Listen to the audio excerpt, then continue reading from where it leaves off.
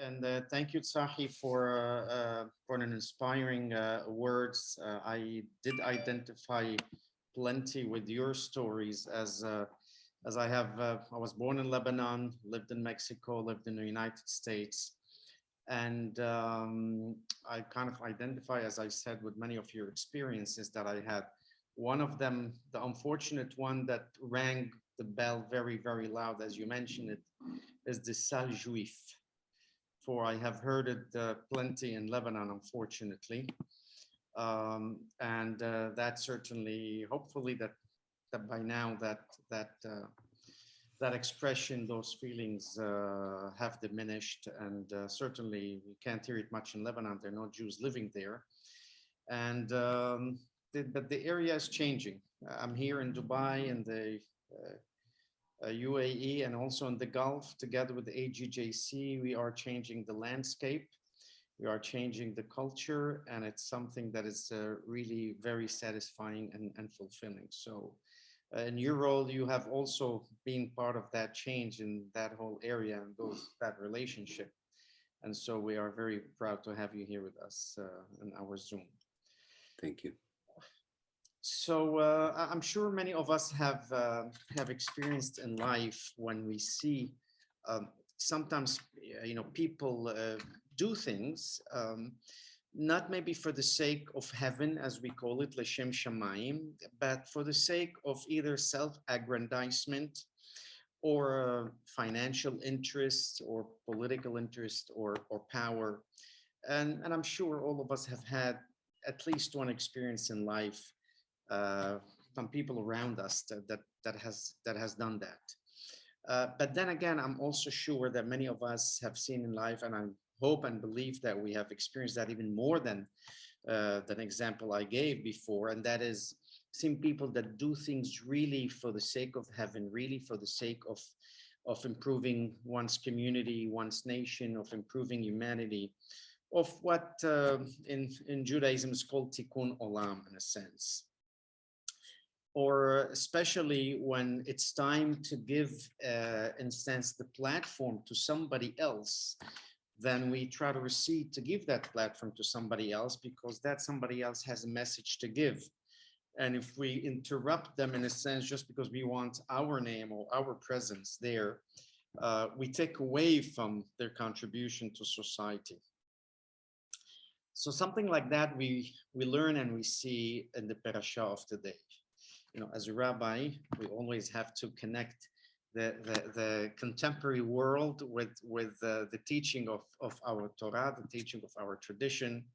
And interestingly enough, Parashat Tetzaveh is the only parasha in the entire Torah since the introduction of Moshe, of Moses, as a protagonist, in a sense, that does not mention his name.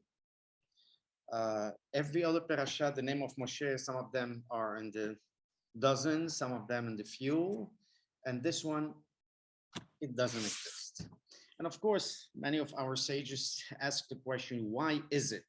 It begs a question, why is it that the name of Moses, the utmost leader, the ultimate leader, his name was not mentioned there? And of course, several answers are given. But I want to focus on one answer, and that is this parasha really deals with the vestment and the garment that Aharon, his brother, who was the high priest, was supposed to wear during his service in the Mishkan, in the sanctuary. And in a sense, it was that time for Aharon to be on the limelight. It was not for Moshe. And so therefore, everything was about Aharon, his clothing, his vestment, the beauty of them, the color, their service, when he would wear them, when he would use them, and so on and so forth. And in a sense, Moshe's name was not there. We know by tradition that Moses wrote the Torah, right? In our belief, that kind of dictated by God. Or inspired divinely, and that he wrote it. So I tend to feel that indeed the answer is because Moshe here understood that this time is for Aharon to shine. This time is for Aharon's function, service, and contribution to the people of Israel, to the Jewish people, to be there. And therefore, his name might take away from Aharon's position. And therefore, for that reason, he removed his name completely from that parasha. He's alluded there, but his name is not present. And so I think it's a lesson that we can all learn. We all have been placed in this world by the Almighty because we all have functions and missions to do. Sometimes we know what they are, sometimes we don't know, sometimes we do them without even knowing that that's the mission that we're supposed to do in this world. And not necessarily is only one, could be many missions, many functions that we serve the Almighty here on earth. But sometimes we do recognize that we need to step aside, so to speak, and allow the other person to fulfill their mission, their function, and to be in the center of attention and of focus. And I think if we do that, I do believe that we increase the camaraderie between all of us, the shalom, the peace, the understanding, the famous coexistence that we speak so much about here in this region. And I think that's what the parasha is teaching us this Shabbat, to allow others to fulfill their mission, their service, to be on the center of attention as they ought to be, and sometimes step aside, move aside, because our day and our time will also come. And I'll leave you with that thought.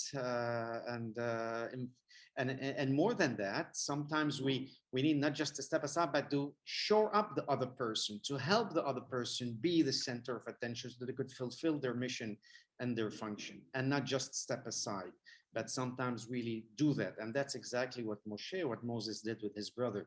He is the one who propelled him. He's the one who supported him in a sense and gave him the proper respect and position. Shabbat Shalom.